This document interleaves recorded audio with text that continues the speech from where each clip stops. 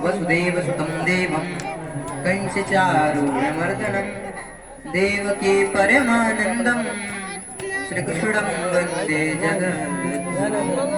कृष्णाय वासुदेवाय हरे परमात्मने प्रणतक्लेशनाशाय गोविन्दाय नमो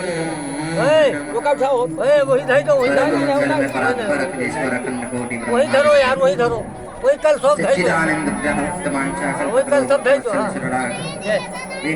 कृपा सिंधु श्रीधाम वृंदावन के युगल स्वरूप श्यामा जी की अकारण की कृपा है जो आज हम लोग बैठ करके श्रीमद् भागवत महापुराण कथा का रस स्वागत करें। यहाँ पर हमें श्रीमद् भागवत महापुराण का रस स्वागत करने का जो लाभ प्राप्त हुआ, ये ठाकुर जी की बहुत बड़ी कृपा है। ठाकुर जी ने कृपा की है तो हमें भी इस कृपा का पूरा पूरा लाभ उठाना चाहिए। इसलिए आज कथा का प्रथम दिवसीय प्रयत्न 7 दिवसीय आकर के और कथा का रसास्वादन करेंगे। आज कथा का प्रथम दिवस है, इसलिए ज्यादा भूमि की चर्चा नहीं करते, कथा में प्रवेश करते हैं। लेकिन कथा में प्रवेश करने से पहले कुछ क्षण भगवान नाम संकीर्तन का आश्रय है, क्योंकि हृदय की शुद्धि करने के लिए, हृदय को पवित्र करने के लिए भगवान नाम संकीर्तन से बढ़कर इस कलयुग में और कुछ नहीं है। क्योंकि भगवान ने श्री रामचरितमानस में अपने मुख से कहा कि निर्मल मन जन सो मोहि पावा मोहि कपट छल छिद्र न भावा, कि जिसका मन निर्मल होता है वह उसी के हृदय में विराजमान है। और मन तभी निर्मल होगा जब भगवान नाम संकीर्तन करेंगे। तो भगवान नाम संकीर्तन करने से ही हमारा मन निर्मल होगा। इसलिए हमें भगवान नाम संकीर्तन का आश्रय लेना चाहिए सर्वप्रथम। एक बार नारद जी महाराज ने भगवान नारायण से पूछा कि प्रभु, आज इतने शास्त्र ग्रंथों का अध्ययन करते हुए हो गया, किंतु यहाँ नहीं पता चला कि आप स्थायी रूप से विराजते कहाँ। तो आप ही अपना पता बता दीजिए। तो भगवान ने कहा, नाहं वसामि वैकुंठे योगिनां हृदयेन च मद्भक्ता यत्र गायन्ति तत्र तिष्ठामि नारदः। भगवान बोले कि ना मैं योगियों के हृदय में विराजमान रहता हूँ, ना वैकुंठ में विराजमान रहता हूँ। जहाँ मेरे भक्त मेरे नामों का गुणगान करते हैं मैं वहीं पर विराजमान रहता हूँ। इसलिए प्रिय भक्तों, मन की शुद्धि करने के लिए, हृदय की शुद्धि करने के लिए पहले कुछ क्षण भगवान नाम संकीर्तन का आश्रय लेते। तो गाइए, श्री कृष्ण गोविंद हरे मुरारी, हे नाथ नारायण वासुदेवा, कृष्ण गोविंद हरे मुरारी, हे नाथ नारायण वासुदेवा,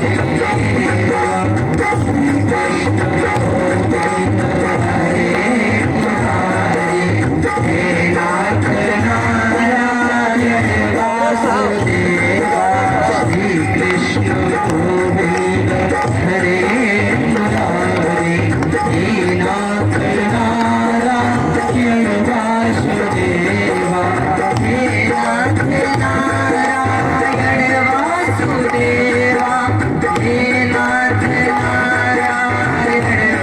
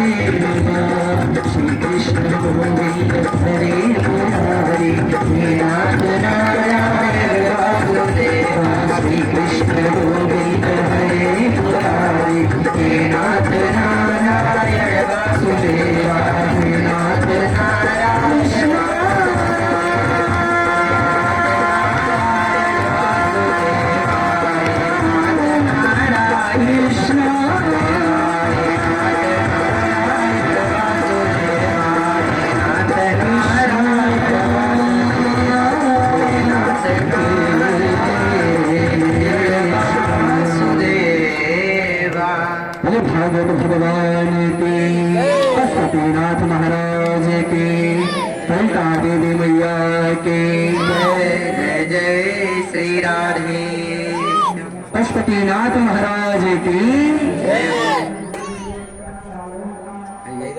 हम लोग कथा में प्रवेश करते हैं, लेकिन कथा में प्रवेश करने से पहले हम महात्मा को श्रवण करें। अच्छा, ये महात्मा जो है, महात्मा श्रीमद् भागवत में ही नहीं, 18 पुराणों में श्रीमद् भागवत की चर्चा हुई है और सभी पुराणों की महात्मा गाई हुई है। महात्मा यानी महिमा। महात्मा इसीलिए होती है कि महात्मा से पता चल जाता है कि इसे श्रवण करने से हमारा क्या लाभ है। क्योंकि आजकल किसी व्यक्ति से बोलो कि भैया जरा मेरा ये कार्य कर दो, तो सबसे पहले यही पूछेगा इसमें मेरा क्या फायदा होगा। तो भागवत जी को श्रवण तो कर रहे हैं, लेकिन इससे क्या फायदा होगा, ये महात्मा को श्रवण करके पता चलेगा। इसलिए महात्मा पे प्रवेश करते हैं, क्योंकि किसी के प्रति जब तक हमारी प्रीति नहीं होती तब तक उसके प्रति हमारी श्रद्धा नहीं होती। जाने बिनु नहीं वहीं परते थे, जाने बिनु नहीं वहीं परते थे, जाने बिनु नहीं वहीं परते थे, बिनु परते थे वहीं नहीं प्रेम, बिनु परते वहीं नहीं प्रीति। तो जब तक हम किसी के बारे में जानते नहीं हैं तब तक हमारे उसके प्रति प्रीति नहीं है। तो इसलिए हम सबसे पहले महात्मा को श्रवण करें। सच्चिदानंद रूपाय विश्वोत्पत्त्यादि हेतवे तापत्रये विनाशाय श्री कृष्णाय वयम्। सच्चिदानंद रूप, इस श्लोक में भगवान के स्वरूप, कार्य और स्वभाव का बोध करें। इसे आप ऐसे समझिए जैसे कि हम इस संसार में किसी कन्या के लिए वर ढूंढते हैं, तो पहले उसको स्वरूप को देखते हैं कि लड़का कैसा है, उसके स्वरूप को देखते हैं कि अच्छा है। स्वरूप से जब प्रसन्न हो जाते हैं तो उसके कार्य को देखते हैं। वरना लड़का कमाए तो बहुत कुछ, लेकिन उसका स्वभाव ही अच्छा नहीं है, तो ऐसा कमाने से क्या फायदा, इतना पैसा रहने से क्या फायदा जब बेटी सुखी ना रहे। तो इसलिए उसके कार्य को देखेंगे, फिर उसके स्वभाव को देखेंगे कि लड़के का स्वभाव अच्छा है कि नहीं। वरना कमाता तो बहुत है, लेकिन पूरे दिन दुष्कर्मों में ही निकाल देता है। तो इस श्लोक में भगवान के कार्य और स्वभाव का बोध कराएगा। भगवान सत चित आनंद है, सच्चिदानंद है भगवान। अच्छा, सत्य किसे कहते हैं? सत्य कहिए जो बिना से नाही, सत्य कहिए जो बिना से नाही, चित चैतन्य सकल जग माहे, चित चैतन्य सकल जग माहे। सत कहिए जो बिन से नाही, सत कहिए जो बिन से नाही, चित चैतन्य सकल जग माहे, चित चैतन्य सकल जग माहे। तो भगवान सत्य है। राम रूप दूसरा नहीं देखा, कहीं खगेश रघुपति समझेगा। भगवान हमेशा सत्य है, भगवान सत्य है। अच्छा, इस संसार को असत्य क्यों कहते हैं? क्योंकि संसरति इति संसारः, ये संसार धीरे धीरे विनाश की ओर खिसक रहा है, लेकिन भगवान सदैव किशोर रहते हैं। राम रूप दूसरा नहीं देखा, राम जी सदैव किशोर रहते हैं, इसलिए वो सत्य है। यदि वो सत्य नहीं होते तो लोग उन्हें इस कलयुग में सत्यनारायण के नाम से क्यों जानते? भगवान सत्य है, इसलिए उन्हें सत्यनारायण कहा जाता है। भगवान का दूसरा स्वरूप है चित। अब ये चित क्या है? चित चैतन्य, ज्ञान, प्रकाश। एक बार वैकुंठ में भगवान लक्ष्मी नारायण बैठे थे, तो लक्ष्मी जी ने विनोद भाव में कहा कि प्रभु, आपको चाहने वाले इस दुनिया में कुछ 2-4 लोग होंगे, लेकिन मुझे सब चाहते हैं। दामोदर बैठे रहे, दाम करे सब काम। घर में पैसा हो तो यहाँ से बैठे बैठे लखनऊ का भी काम हो जाए। तो लक्ष्मी जी ने कहा कि आपको चाहने वाले कुछ 2-4 लोग होंगे, लेकिन मुझे सब चाहते हैं। संसार का हर प्राणी यही चाहता कि लक्ष्मी जी हमारे घर में रहे। तो ठाकुर जी ने कहा कि देवी, आपका कथन तो सत्य है, लेकिन समय आने पर इसका उत्तर दूंगा। एक दिन ठाकुर जी ने देखा कि मृत्यु लोक में एक शव को लेकर के 4 इंसान और राम राम शक्ति है कहते हुए जा रहे थे। तो लक्ष्मी जी ने, ठाकुर जी ने कहा, देवी अब आओ, आप अपना प्रभाव यहाँ दिखाइए। तो लक्ष्मी जी ने कहा, ठीक है प्रभु। तो उसी समय लक्ष्मी जी ने धन और स्वर्ण की वर्षा करने लगी। तो सभी लोगों ने 100 को वहां फेंका और सभी लोग धन संग्रह करने लगे। लक्ष्मी जी ने कहा, देख रहे हैं प्रभु? तो ठाकुर जी ने कहा कि हाँ देख रहे हैं देवी, किंतु मुर्दा नहीं उठा। तो लक्ष्मी जी ने कहा कि उसमें चेतना नहीं है, अगर उसके शरीर में भी चेतना होती तो भी उठता। तो ठाकुर जी ने कहा, देवी यही तो मैं आपको समझाना चाह रहा हूँ कि जहाँ मैं चैतन्य रूप से विराजमान हूँ वहीं आपका मौल्य है, अन्यथा आपका मोल कहाँ है? कहीं नहीं। तो भगवान का दूसरा स्वरूप चित है। इस संसार में जितने भी जीव हैं, मनुष्य हैं, किसी की अपनी चेतना नहीं है। ये सूर्य चंद्रमा सबको भगवान ही चेतना प्रदान करते हैं। भगवान का तीसरा स्वरूप है आनंद। आनंद घट घट करे नंदा, ताकर नाम सच्चिदानंदा। आनंद के विषय में नारद जी ने नारद भक्ति सूत्र में कहा है, अनिवार्य नियम अनुभव स्वरूप, कि आनंद की व्याख्या वाणी से नहीं की जा सकती, ये तो अनुभव का स्वरूप है।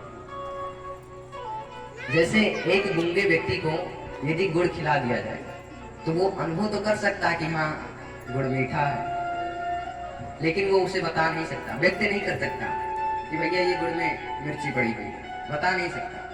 ठीक उसी प्रकार आनंद भी है। आनंद की व्याख्या वाणी से नहीं की जा सकती, ये तो अनुभव का स्वरूप है। अनिवार्य नियम अनुभव स्वरूप, ये भगवान के स्वरूप है। अच्छा, भगवान के कार्य भी बड़े दिव्य हैं। जब जीव अपना सब कुछ भगवान के प्रति आत्मसमर्पण कर देता है तो भगवान उसके तीनों तापों को जड़ सर उखाड़ कर फेंक देते हैं। अच्छा, वो 3 ताप कौन से हैं? तो दैहिक दैविक भवतिक तापा, दैहिक दैविक भवतिक तापा, दैहिक दैविक भवतिक तापा, दैहिक दैविक भवतिक तापा, दैहिक दैविक भवतिक तापा। राम राज्य का नहीं व्यापा, राम राज्य का नहीं व्यापा, राम राज्य का नहीं व्यापा। दैहिक दैविक भवतिक तापा, दैहिक दैविक भवतिक तापा। राम राज्य का हो नहीं व्यापा, राम राज्य का हो नहीं व्यापा, राम राज्य का नहीं व्यापा। तो दैहिक दैविक भौतिक, ये 3 प्रकार के ताप होते हैं। दैहिक ताप वो है जो हमें शरीर से दुख प्राप्त होता है, जैसे सर्दी, जुकाम, बुखार इत्यादि जो शरीर से कष्ट प्राप्त होता है उसे दैहिक ताप कहते हैं। और भौतिक ताप भौतिक वस्तु से, संसार की वस्तुओं से, जैसे रास्ते में जा रहे थे, कुत्ते ने काट लिया, बंदर ने काट लिया, करंट लग गया, ये सब भौतिक ताप में आते हैं, और दैविक ताप जो देवताओं के द्वारा कष्ट प्राप्त होता है। अब देवता कौन से कष्ट प्राप्त देते हैं? तो जैसे बहुत अधिक ठंडी पड़ गई, बहुत अधिक गर्मी पड़ गई। अभी पिताजी ने बढ़िया से खेतों में फसल दी थी, बढ़िया पानी वानी से सींचे थे। अब इंद्र ने इतना क्रोधित हो गया कि पूरा वर्षा करके पूरा खेत को ही बहा लिया। तो ये देवताओं के द्वारा कष्ट प्राप्त होने वाले ताप हैं। लेकिन जो राम जी के शरण में जाता है उसे इन तीनों तापों से मुक्ति मिल जाती है। राम राज्य काहू नहीं गया, राम जी के राज्य में इन तीनों तापों को किसी को स्वप्न में भी नहीं आते थे। तो आइए हम लोग भी अपने इस मन को भगवान श्री कृष्ण के साथ साथ श्री राधा रानी के चरणों में समर्पित करते हैं। श्री कृष्णाय वयं नमः।